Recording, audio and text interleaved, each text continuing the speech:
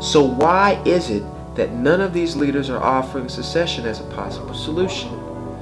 In my opinion, the talking heads of the truth movement are in place to steer you away from the only real solution to the problem: a revolution.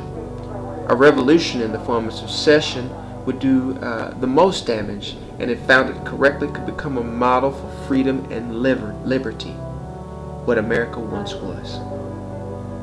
Knowing this, leaders won't touch it with a 10-foot pole, fearing what might happen. Just look at what happened to the South, they might say.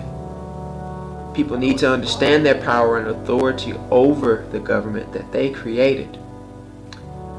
Our founding fathers understood their rights as human beings and took a stand.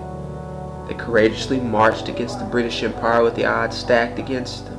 Study the historical facts and re-educate yourself. Understand what the men and women of the colonies understood, that they are human beings, the source from which government is given its power and authority.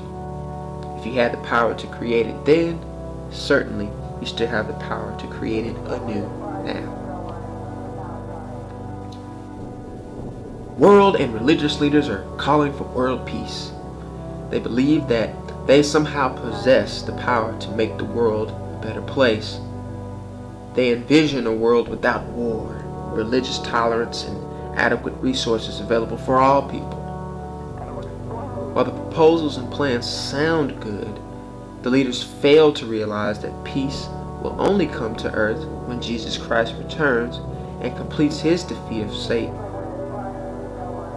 Thus, it is pointless for us to even try to concoct such a thing. It cannot be achieved. Further magnifying the impossibility of such an aim is the fact that all humans are inherently corrupt. In their vanity, they are deceived and deceiving many into believing that a new world order is actually attainable. Little do they know they are under the sway of Satan, participating in his plans to bring about his Antichrist. What many in the world fail to realize is that it's not about Israel versus the Muslim nations, the rich versus the poor, or the government versus the people.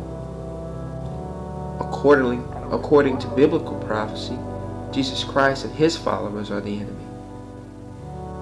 In the end, all the nations, fallen spirits, and fallen angels will gather together to make war against Jesus Christ. That is the end game.